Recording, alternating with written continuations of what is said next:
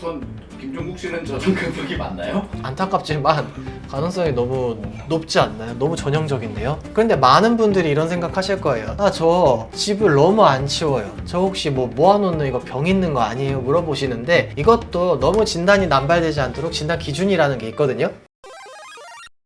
네, 안녕하십니까. 닥터수군 임수근입니다. 여러분, 혹시 런닝맨에서 김종국님 집 보셨나요? 정말 저도 보고 깜짝 놀랐는데, 저는 처음에 이 집안 모습 보고서 잔치를 준비하느라고 짐을 일부러 쌓아뒀나, 아니면 어디 이제 이사를 앞두고서 미리 짐을 포장을 해놓은 건가 싶었는데, 그게 아니라 집에 필요한 물건들을 쌓아두신 것 같아요. 이 모습을 보고 또 많은 분들께서 혹시 이게 저장 강박이 있는 거 아니냐라고 또 글들을 남겨주셨더라고요. 그래서 요즘에 집에다가 물건 쌓아놓는 거 관련해가지고 여러 분들께서 말씀을 해주셔서 오늘 저장 강박에 대해서 한번 다뤄보려고 합니다. 우선 김종국 씨는 저장금박이 맞나요? 안타깝지만 가능성이 너무 높지 않나요? 너무 전형적인데요? 제가 봐도 정리는 되게 잘 돼 있는 것 같은데 쓸데없는 게 엄청 많더라고요. 이걸 하나하나 정성껏 정리를 해서 쌓아놓은 거잖아요. 이 정도면 사실 저장 강박 가능성이 상당히 높다고 봐야 합니다. 많은 분들께서 주변에서도 아마 보셨을 겁니다. 최소한 TV에서는 한 번 정도 보셨을 거예요. 왜냐하면 생각보다 굉장히 흔한 증상이거든요. 연구에 따르면 100명 중 2에서 5명 정도에서 저장 강박 증상을 보인다고 합니다. 물론 정도의 차이는 있겠지만 되게 많네요. 100명 중에 5명까지는. 저도 사실 수치를 보고 좀 놀랐어요. 저장 강박 종류도 또 다양하다는 게 우리가 좀 주목을 해야 될 점입니다. 단순히 물건을 모으는 경우도 있고요. 폐지 같은 쓰레기를 집에다 모아두시는 분들 계세요. 이러면 진짜 막 냄새나고 벌레 꼬이고 할 거 아니에요? 심지어는 집안에 막 동물들로 막 가득 차가지고, 이게 특징은 그거예요. 동물이 많은데 관리가 안 되고 먹이를 주는 것도 안 되고, 그럼에도 불구하고 나는 이들을 이렇게 구조해서 관리를 한다, 이렇게 보통 믿는다고도 해요. 이게 많다는 게 그냥 뭐 5-6마리를 말하는 게 아니에요. 네, 수십에서 수백 마리라고 진단 편람에 쓰여 있습니다. 네. 아, 쓰여 있어요? 네, 수십에서 수백. 관리를 할 수 없는. 병은 병인가 보다. 네.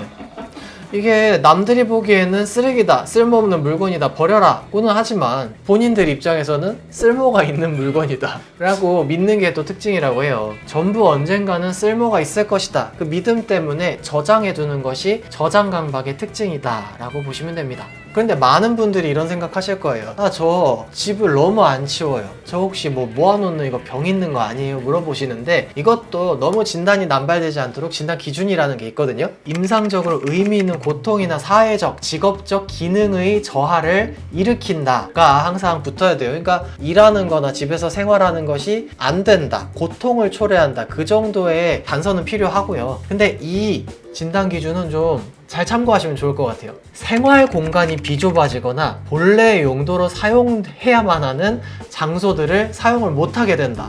예를 들면 부엌에서 요리를 못하고 침대에서 잠을 못 잔다. 그렇게 되면 이거는 문제가 있다고 보시는 게 맞지 않을까 생각을 합니다. 만약 생활 공간이 깨끗하게 유지가 되고 있다면 그건 가족분들이 치워주거나 청소 서비스를 이용을 함으로써 그 깨끗한 공간이 유지가 될 때여야 한다고 합니다. 아, 이거 본인이 정리하는 거? 네, 본인이 정리는 죽어도 못한다는 게 맞아요. 아무리 게으름을 부려도 침실에다가 쓰레기를 한가득 채워놓는 정도면은 그거는 저장 강박이겠죠. 그런데 비슷한 결로 속칭 쓰레기집이라고 하는 것도 있어요. 청소를 아예 하지 않고 생활에서 나오는 쓰레기들을 하나도 버리지 않고 집에 쌓여서 말 그대로 집안이 완전 쓰레기장이 됐는데 거기서 아랑곳하지 않고 사는 경우가 있습니다. 이게 보기에는 저장 강박과 비슷해 보일 수도 있겠지만 사실 원인은 조금 다릅니다. 저장 강박의 원인은 보통 전두엽의 기능이나 앞으로 정말 큰 문제가 생길 수 있겠다 싶은 어떤 앞으로에 대한 걱정 내지는 너무 고생을 했었던 과거의 기억, 스트레스에 의해서 물건 자체에 집착을 하기 때문에 외부에서 정리를 도와주려고 해도 거부하는 경우가 많습니다. 그래서 정리를 한다고 해도 다시 물건을 모으게 되는 경우들이 많아요. 애초에 그 물건을 쓰레기로 인식하지 않아서 생기는 문제입니다. 하지만 쓰레기집은 많은 경우 무기력감을 동반하는 우울증의 증상으로 보는 것이 맞습니다. 이런 경우는 정리의 필요성에 대해서 느끼고 있지만 그걸 실행할 의지나 행동력이 바닥난 상태여서 외부에서 정리를 도와주는 경우 받아들이는 경우가 많습니다. 물론 근본적인 심리 상태가 나아지지 않는다면 다시 돌아가겠지만요. 그 난장판을 쓰레기로 인식하느냐 자신의 뭔가 저장용품으로 인식하느냐 그 차이인 거네요. 그렇죠. 이게 치워야 되는 쓰레기는 맞는데 도저히 내가 치울 기운이 없다 하면 그거는 정말로 이 우울장애에 준해서 정신의학적인 치료를 받았을 때 물건 정리하는 것 관련해서는 좋아질 만한 여지가 있을 것 같고요. 저장 강박이라고 하는 거는 반복적이고 침습적이고 비자발적이지만 그 내용이 참 합리적이지 않은 쓰레기를 쓰레기로 인지하지 않는 강박적인 생각 때문에 일어나는 일이기 때문에 그러면은 그걸 고칠 수는 있는 거예요. 근데 본인이 그거를 문제라고 전혀 여기지 않는데. 보통 강박장애의 특성이죠. 그래서 강박 관련된 증상에는 세로토닌의 활동을 보강해주는 선택적 세로토닌 제흡수 억제제를 사용을 하는 경우가 많습니다. 실제로 세로토닌 관련된 약을 사용했을 때 앞으로 무슨 일이 일어났을 때 이 물건을 다시 쓸 수도 있어 라는 그 생각이 떠오르는 것 자체가 조금은 잠잠해질 수가 있거든요. 그 생각이 진정이 된 상태에서 이 물건을 버려도 나한테 큰일이 일어나지 않는구나, 괜찮네, 그런 어떤 내가 조금씩 물건을 버리는 상황에 노출을 시킴으로써 불안감이 강력하게 발생하지 않는 그것을 좀 기대를 해볼 수가 있을 것 같습니다. 그래서 한마디로 인지행동 치료적인 측면, 이걸 버리면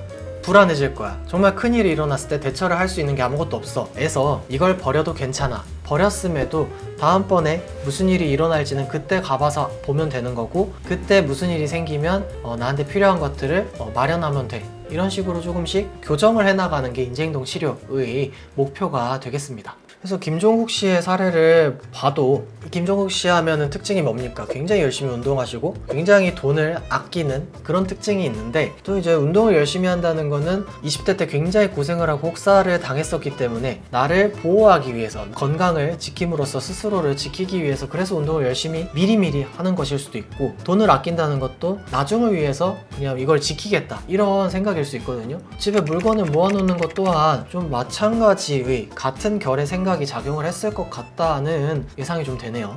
요즘은 뭐 저장강박 관련해서 워낙에 많은 분들이 궁금해 하세요. 그리고 실제로 이 유병률이 그렇게 낮지는 않습니다. 그래서 오늘 저도 덕분에 저장강박에 대해서 조금 더 같이 생각을 해볼 수 있는 기회가 돼서 좋았고요. 다음번에도 궁금한 게 있으시면은 댓글창에 남겨주세요. 오늘도 시청해주셔서 감사합니다.